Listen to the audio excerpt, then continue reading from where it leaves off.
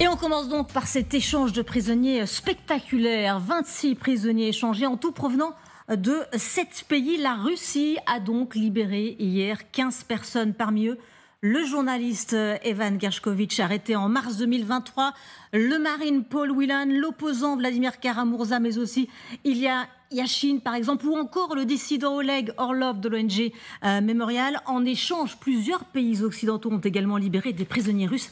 L'Allemagne a notamment accepté de libérer Vadim Krasikov, tueur à gages russe, pour le compte du FSB. Il avait tué dans un parc à Berlin en 2019 un séparatiste tchétchène condamné à la prison à perpétuité. On va regarder ces images à présent, ces images cette fois aux États-Unis avec les anciens prisonniers qui ont mis un pied sur le tarmac ce matin. Et vous le voyez, ils sont accueillis au pied de l'avion par Joe Biden et Kamala Harris. Une très large satisfaction pour la Maison-Blanche qui travaillait sur le dossier activement. On va écouter la vice-présidente Kamala Harris.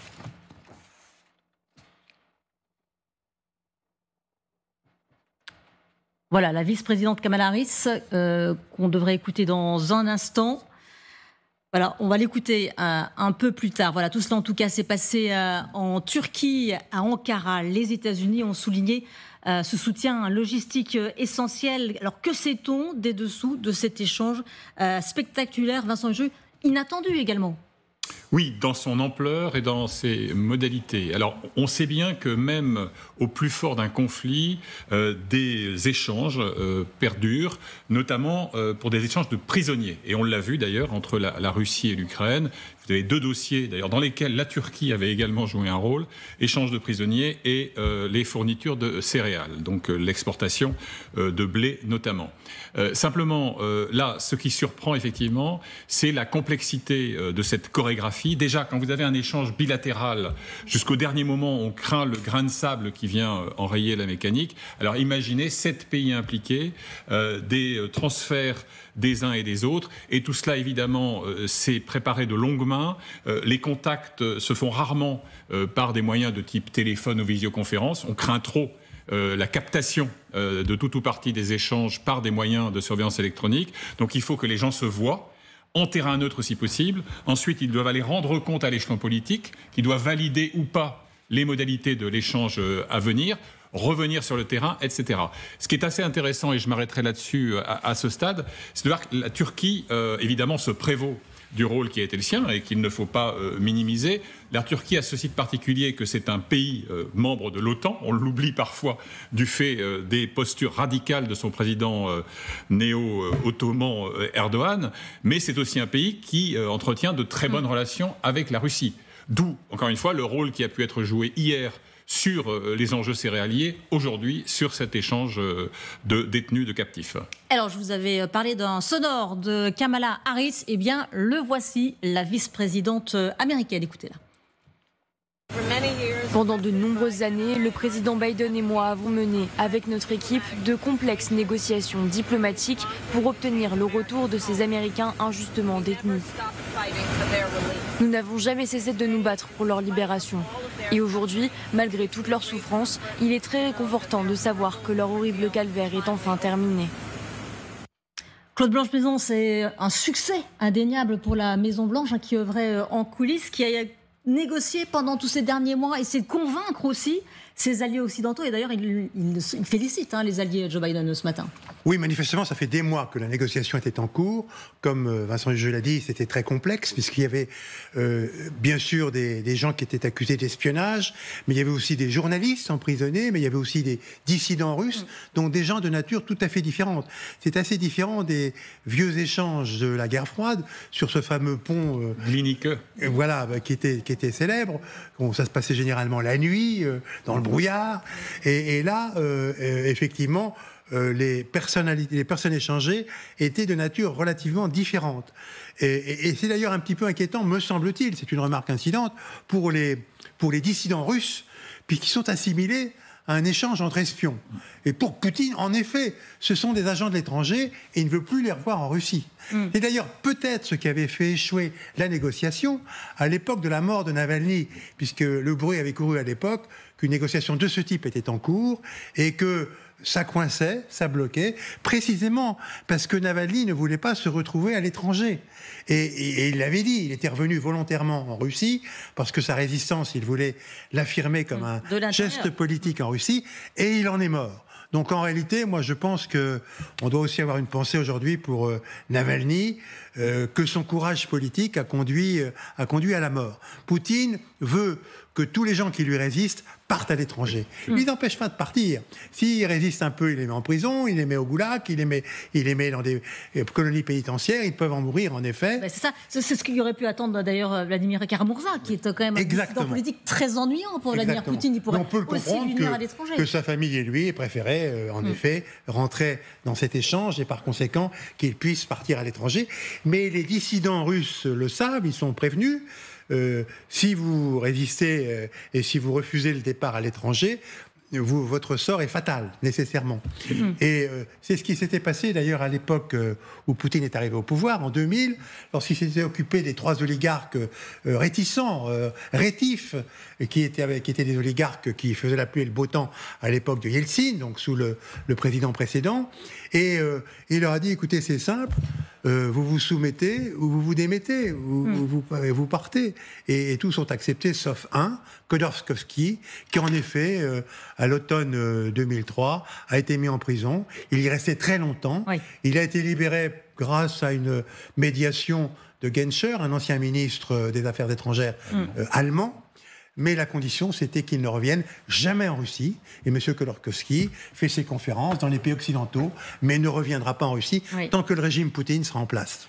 L'ambassadeur de Blanche-Maison met le doigt sur un point absolument essentiel qui est relatif à la propagande russe autour de cet échange. En mettant dans le même panier infamant des dissidents authentiques et sincères et des étrangers accusés d'espionnage, à tort pour le coup, eh bien, d'une certaine manière, on réduit toute action contraire aux intérêts de la Fédération de Russie à de la haute trahison. Et d'ailleurs, vous avez un communiqué du FSB, ce qui est assez rare, qui le dit explicitement. Ils sont qualifiés, je le cite de mémoire, de groupes d'individus, c'est déjà assez méprisant, groupes d'individus ayant agi pour des intérêts étrangers et contre ceux de la Fédération de Russie. Et effectivement, nous avons tendance à considérer que Poutine a payé un prix assez lourd du fait du prestige et de la notoriété de certains des personnages libérés, mais en réalité, il se débarrasse d'un fardeau. Parce que même si, au regard de son opinion publique, la mort de Navalny, pour lui, était indifférente, et c'était aussi une manière d'adresser un avertissement lourd à d'autres réfractaires, c'est très embarrassant. Un opposant qui suscite l'empathie, la sympathie des mouvements internationaux, etc. Donc, au fond, s'en débarrasser, c'est débarrasser aussi à vil prix d'un fardeau quand on tient absolument à faire revenir le tueur à gages auquel vous avez fait allusion tout à l'heure. Et effectivement, c'est Vadim Krasikov, on en parlera de ce tueur à gages du FSB. Nous sommes avec David Corona, bonjour. Et merci beaucoup d'être avec nous. Vous êtes négociateur, ex-membre du GIGN, fondateur de l'agence Incognita et auteur de Négocier aux éditions Grasset. Quels ont été pour vous les contours de cet échange ? C'est vrai qu'il y avait eu des rumeurs dans la journée, effectivement, parce qu'on avait appris que des prisonniers avaient été déplacés, donc plusieurs prisonniers. Et en même temps, quels ont été les dessous de cet échange ? Le principal axe de négociation ou de mise en place de ce genre d'accord consiste à qualifier la typologie des gens qui sont échangés pour l'affaire entre l'Israël et le Hamas, la prise d'otages de force.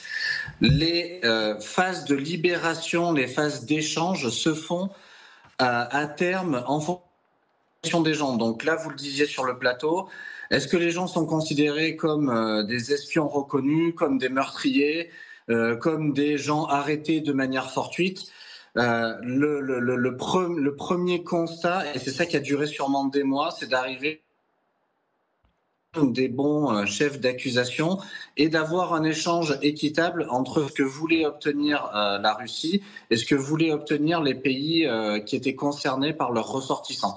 Et effectivement, une fois que ça s'était mis en place, on peut commencer à procéder à le choix d'un pays ou le choix d'un terrain plus ou moins neutre, mais qui tout de même est en capacité d'avoir des échanges bilatéraux ou trilatéraux, voire plus, avec les pays concernés, et c'est ce qui s'est passé. La Russie et les pays concernés, l'Allemagne, les États-Unis, en sont arrivés à pouvoir orchestrer, voire mettre en scène cet échange. On voit vos images avec Poutine qui est plus ou moins empathique ou plus ou moins froid avec certaines personnes qui descendent de l'avion, mais tout ça s'est fait sur base de qualification des personnes qui allaient être échangées. Oui, puisqu'on parle du plus grand échange depuis la fin de la guerre, depuis la guerre froide. On parle d'un échange extrêmement spectaculaire. C'est parce qu'il y a beaucoup de pays appliqués. C'était un peu un exercice d'équilibrisme pour aussi convaincre les uns et les autres, notamment l'Allemagne, qui n'était pas près de lâcher son tueur à gages, notamment du FSB.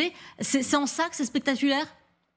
Oui, pour moi, le plus spectaculaire, c'est que cet échange se fait de manière massive et en plus hors cadre de conflits armés chauds. C'est-à-dire que ces échanges-là ont lieu lorsqu'il y a une guerre, lorsqu'il y a des échanges tendus, et c'est l'occasion toujours de récupérer des dissidents, mais entre deux parties seulement. Là, le fait que ce soit multiparti et en plus hors cadre de conflits armés ouverts contemporains, du jamais vu. Et je salue le travail diplomatique qui a dû être fait pendant des mois, voire des années. Oui, effectivement, et Joe Biden a parlé de prouesse diplomatique. Caroline Didier, vous êtes la présidente de l'ONG Doc for Ukraine. Comment s'est vu de l'Ukraine, toutes ces libérations ? Écoutez, il y a un rapprochement avec négociation vers la Russie qui peut servir les deux camps, le camp occidental en termes d'image politique, avec les Américains qui drivent effectivement cette négociation parce qu'ils ont besoin de succès politique, avec maintenant la vice-présidente Kamala Harris qui est sur la scène des élections. Donc ils veulent marquer le coup et de l'autre côté, Poutine qui voulait absolument récupérer son tueur à gages et qui pour lui est un moment aussi de communication politique. Ce qu'on expliquait là, c'est que généralement il n'y a pas de communication auprès des médias si importante. On voit là que tout est organisé des deux côtés. Ce qu'on doit aussi noter, c'est que les Français ont été mis de côté. On a un otage français, Laurent Vinatier, qui a été arrêté sur une date symbolique, le 6 juin. On n'en parle pas. Ça a été le choix des Russes, évidemment, de ne pas le mettre dans cette négociation. Ça a peut-être été un choix aussi accepté par les Américains. En tous les cas, on a été mis de côté sur cette négociation. Et on verra bien ce qu'il en sortira effectivement. En tout cas, quand la nouvelle, elle est tombée hier, les familles étaient dans le bureau ovale à Washington, dans l'attente des nouvelles de leurs proches. Et on va écouter cette séquence qui a été publiée ce matin par la Maison-Blanche. Ils sont dans le bus. Ils se rendent à l'aéroport. Une fois qu'ils seront tous dans l'avion, nous les appellerons. Et vous les entendrez tous. Hey tout le monde, vous m'entendez ? C'est Joe Biden. Bonjour, Monsieur le Président. Je vais vous dire, je ne me sens pas aussi bien que vos familles. Ils se tiennent tous autour du bureau ovale. Et nous voulons tous vous dire à quel point nous sommes bouleversés. Vous avez été détenus à tort pendant longtemps et nous sommes heureux que vous soyez rentrés chez vous. Il me manque tellement. Tu m'entends ? C'est ta maman. Je suis trop contente. Voilà pour un extrait de cette séquence publiée sur les réseaux sociaux de la Maison-Blanche. Belle séquence pour Joe Biden. On apprend d'ailleurs qu'il a bouclé l'échange de prisonniers 1 heure avant d'annoncer son retrait de la campagne. Donc il termine plutôt bien son mandat. Oui, mais effectivement, comme ça a été dit tout à l'heure, de toute façon, un échange de cette ampleur, mais même un échange de personne à personne, c'est toujours quelque chose qui, quand on n'est pas au bout, ça peut toujours échouer. Il y a toujours quelque chose, il y a toujours une paille qui peut s'insérer dans le dispositif et faire échouer l'opération. Là, ce que je voudrais ajouter, c'est simplement que Poutine, fidèle à lui-même, veut récupérer ses agents. Et notamment ses agents les plus nocifs, parce qu'il veut les réutiliser. Là, aujourd'hui, c'était Krasikov, comme vous l'avez dit, il voulait absolument Krasikov. C'était impossible, parce qu'il a été condamné pour meurtre dans le Tiergarten à Berlin, c'est quand même énorme. Et il y a 2 ans, c'était Butz, Victor Boots, le trafiquant d'armes de toute l'Afrique. Notoirement connu. Qu'il voulait absolument récupérer. À l'époque, il y a 2 ans, il avait identifié le fait que pour Joe Biden, il était très important de récupérer la basketteuse américaine, qui s'appelait Britney Griner. Voilà, et qu'il fallait absolument et que dans le fond, les Américains étaient prêts à payer le prix fort. Et ils ont payé le prix fort à l'époque en libérant Boots. Et Boots, il est quelque part maintenant en train d'exercer sa capacité de nuisance. Et ça va être la même chose pour Krasikov, qui est un tueur du FSB, un tueur patenté. D'ailleurs, quand on voit en effet son portrait, on n'a pas envie de se retrouver avec lui dans un jardin public.